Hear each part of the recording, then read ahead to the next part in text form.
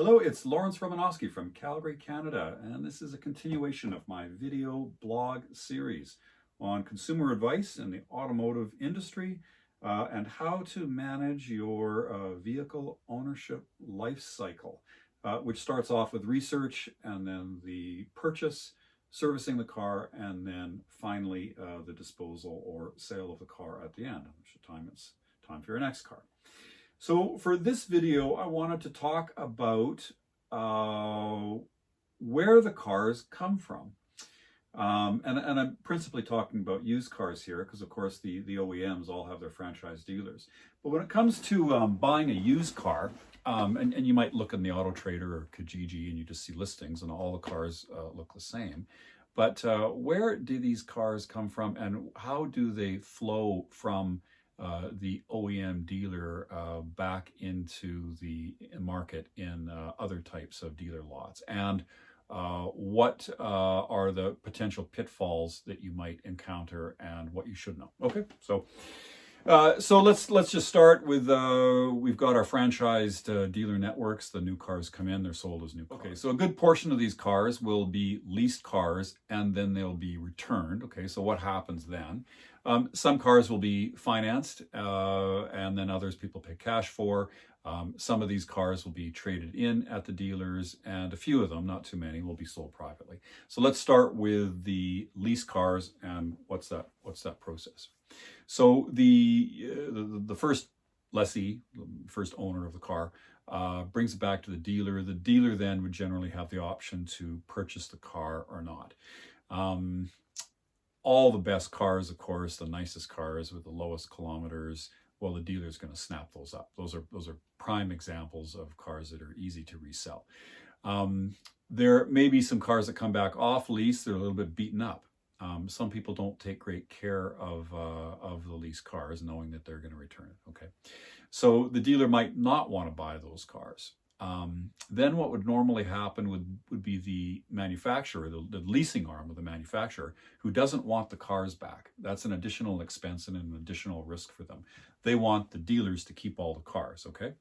So they would then have some sort of closed auction within the dealer network, allowing other dealers. I mean, let's just say it's Mercedes, for example. Could be anybody, but let's say it's Mercedes. Then they would say, okay, well, here's a closed dealer auction for all of the lease returns. The grounding dealer, where the car was returned, might get first dibs on it, but after that, it goes to all the rest of the dealers in the network. Okay, so they get their choice. So if the car is, a beautiful example, the grounding dealer is going to pick it up. If it's a decent example at a good price, one of the other Mercedes dealers is going to pick the car up.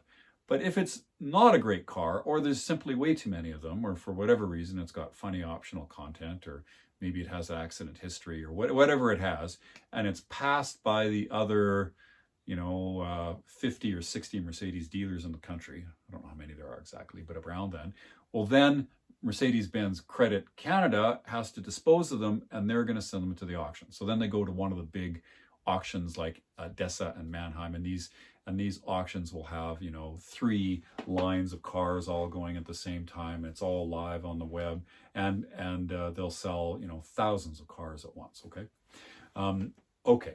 So then where do these cars go? Well, these are wholesale auctions normally. There's not too many retail consumers in these auctions, and then what we call the B lots, the smaller lots that aren't franchised. Okay. Then they would bid on these cars. Okay, so then they go, and these would be, like I said, all the non-franchise dealers will get these cars. Okay, cars that aren't leased or financed, they could be traded in. Again, if they're traded in at the dealer, the franchise dealer, and they're great cars, and everybody wants the no accident, low kilometer, well taken care of car. But if they aren't nice cars, then the dealers would send those cars to the auction too. Okay, and that's how these B lots populate. Their inventory is mostly through the auctions. I mean, they might buy cars from people coming in off the street, but generally they get all the cars from the auction. Okay, so if you stick to the franchise dealers, you're going to get the best car. There's no question about that. But it's going to be the most expensive car as well, because not only would the auction price are probably less, but the manufacturer then is going to, in the interest of the brand and the brand equity, make sure that those cars are reconditioned to an acceptable level, and so then they put in a some sort of a certified program. Okay, and this normally involves an inspection that might be 100 or 150 points, and there would be fairly strict guidelines from the manufacturer as to when they have to replace tires and brakes and so on. And this can be actually pretty expensive. They will incentivize the dealers to buy as many of these cars as possible, keeping in mind the leasing company, Mercedes-Benz Credit, does not want these cars back. They don't want to send them through auction. And so that they will put it into their dealer plans, and there'll be some sort of incentive to the dealers to buy as many of these cars as possible, and also to recondition them at a certain level. And then if they do everything they're supposed to do and make these cars, almost as good as a new car, recondition them, well, then they might be able to put a warranty on the car, and they might get some money for marketing or whatever it is. They'll be incentivized to do that. Okay, so you'll see a pretty big difference in price between the same year, make, and model of car at a franchise dealer as part of their certified program with an extended warranty on it, than one from a B lot who got one of the cars that was passed up by the dealer network, wound up in the auction, and then they don't have to spend any money on the car. Okay, there's no restrictions to what they do to the car. Okay, the difference can be substantial. It can be $10,000 or $20,000 on an expensive car, and it can be $5,000 on a less expensive car. Going through the Auto Trader or Kijiji and just looking at the ads, you might just think, oh, well, the dealer cars are all overpriced. But I can assure you, the dealer's just trying to make 5 or 10% on the car and please the manufacturer and take as many of these cars as they can, feed the shop some work, and get this thing in and out as quickly as possible. Okay, but there's a lot of expenses that the dealer would have to pay. And also, they need to have their trained technicians work on the car, and they've got an expensive building and so on. So all that adds up, but you get a better car. Okay. Now, that doesn't mean you necessarily get a horrible car if it was one of the cars that went through this auction process. Okay. It's just very unlikely that it's one of the best ones, but it might not be horrible. Or it could be horrible, and you probably wouldn't know. Okay, and it gets a little bit trickier too, because if you're a B dealer, you're not constrained by the manufacturer to put OEM parts on this car. So if it needs tires, or it needs brakes, or it needs whatever it is, most of these dealers will just find the cheapest parts they can. Some of the bigger ones will buy direct from China. They'll just get C-cans of parts shipped in, and they'll be very poor quality. And they'll use those for brake pads or tires or whatever it is. So, you could get an off-lease, German car, keeping in mind that this car might have a top speed potential of 250 kilometers an hour. And it might get, just very, very poor quality brake pads that are made in China and will crumble. Not that everything's bad made in China, but these will be the cheap ones, okay? And so, if they do any servicing to it, they're unlikely to go by the book. They're just looking at making it presentable for the least amount of money possible. I'm generalizing. There's lots of good independents out there too, okay? But generally speaking, they're going to buy the car at auction. They're going to spend as little as they can on it. They'll make it look nice enough. But they're not looking to spend a lot of money on these cars. Okay, and then it gets a little bit trickier too, because most of the business models for these B dealers revolve around arranging the financing, not around selling the car. To the point that many of these dealers will advertise the car for what they paid for it, or even less. If they buy, say, a $30,000, 3-year-old Mercedes at Odessa, they might advertise the car for $29,500. And then hope or insist that the person finances the car. So then these dealers would be the ones that, you know, have the big billboards saying that everybody's approved and bad credit, no credit, this or that, or, you know, the whole model is built around getting a loan. And you walk in the door and the first thing they want to do is give you a credit app, and their whole model is built on that, okay? And that can get really shady really quickly. It can get really shady really quickly.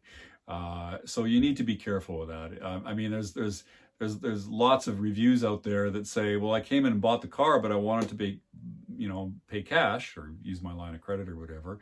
And then they said there was a problem with the car, and then it showed up a week later for sale. Yeah, well, they probably didn't want to sell it to you because you were paying cash, and they can't make any money if you buy it cash. Okay, so then because consumers are pretty good at finding the right car with the right options at the right kilometers, they're generally terrible when it comes to organizing their own financing. And that can be a lucrative business. There can be, you know, $1 or $2 or $3 or $5,000 commission from the financial institution, depending on the loan that they organize.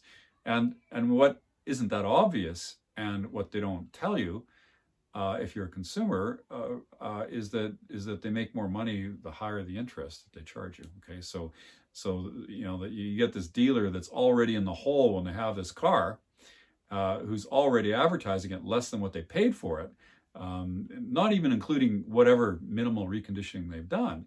But they know the only way they're going to make up money is if they soak you with a bunch of F&I products or charge you a commission on a loan. So that's not a transparent process. The consumer is generally not going to know what the actual rate is, because the B dealer will then mark up the rate and get a fatter commission depending on how much they can get away with. And, you know, there's lots of stories out there about people being told, well, sorry, you missed your cell phone payment 6 years ago, and therefore we need to charge you 3 extra points of interest because your credit's bad, or something like that. Because, you know, this information about your credit score, the finance rate that might get loaned to you, all that stuff is not that transparent. And particularly for people that, you know, for whatever reason, don't have perfect credit, they're just likely to believe it because, you know, they're shamed into missing a payment or something like that, okay? So beware. I'm not saying every car at a B dealer is an awful car and that the dealers are staffed by crooks trying to soak you on a loan, because that's obviously not true. There's certainly good cars out there. There's certainly straightforward dealers out there. I'm not saying that there isn't. But you need to be on guard, and you need to raise a red flag, you know, when the first thing that somebody offers you when you walk in the dealership is to fill out a credit app. Okay, not a good idea. Not a good idea. Okay, so with that, I hope that helps when you are looking for a used car and evaluating cars of seemingly the same car but at different locations, why there might be a big price difference, and then it's up to you to evaluate each purchase. I mean, you know, if you can, you know, even if you get the car at the B dealer, you can look at the records, you can figure out what was done to it.